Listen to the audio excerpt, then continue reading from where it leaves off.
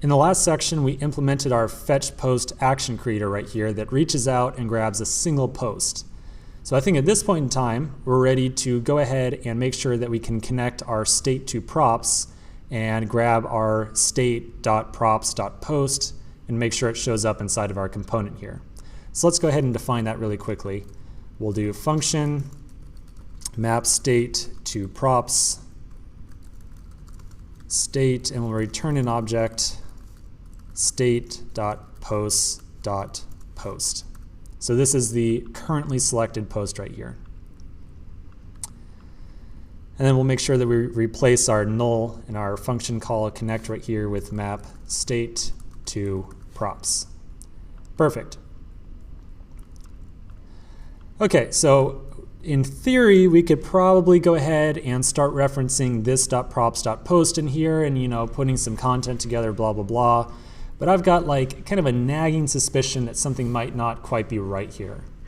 So inside of our render method, I'm going to add a console log, and I'm going to log this.props.post, which should be, the post that we just fetched right here.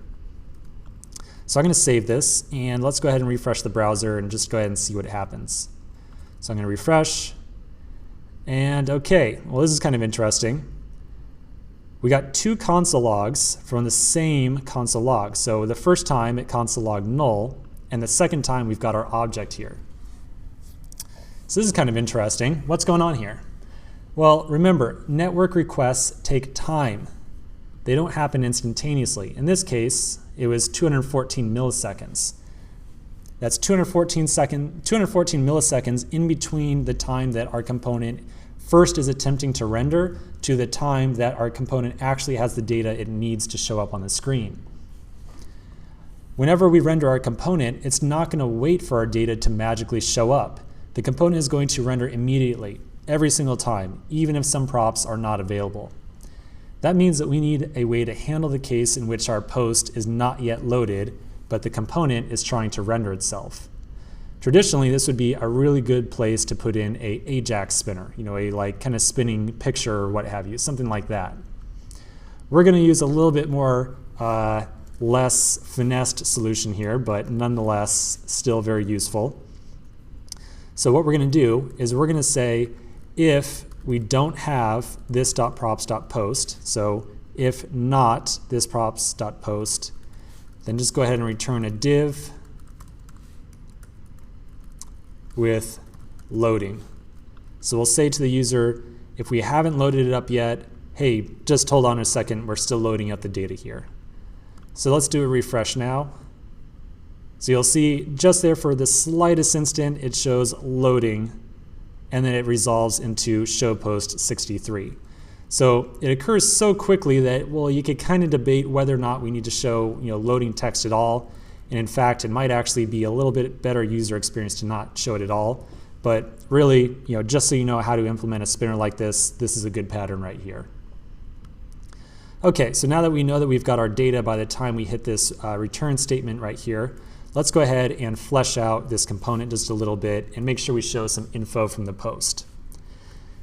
So we'll add some parens. Make sure you take off the semicolon out here.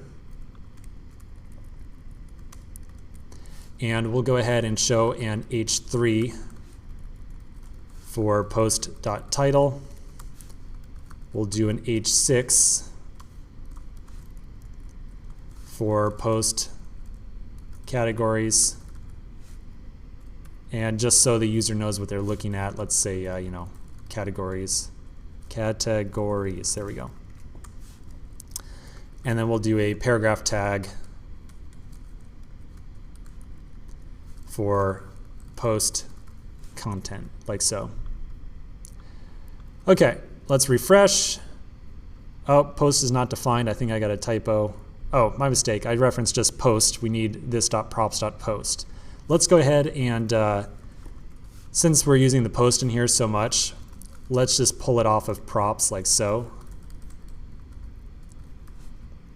So, just more ES6. This is totally identical to doing const post equals this.props.post. Totally identical.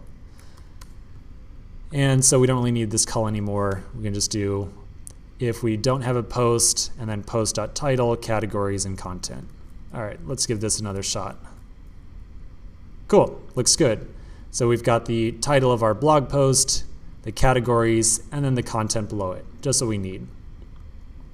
So this is looking pretty good. We just need 2 more features. We really need to be able to delete this post if we don't want to view it anymore. And we also need to be able to navigate back to our list of posts here at the top. So let's go ahead and tackle those in the next section.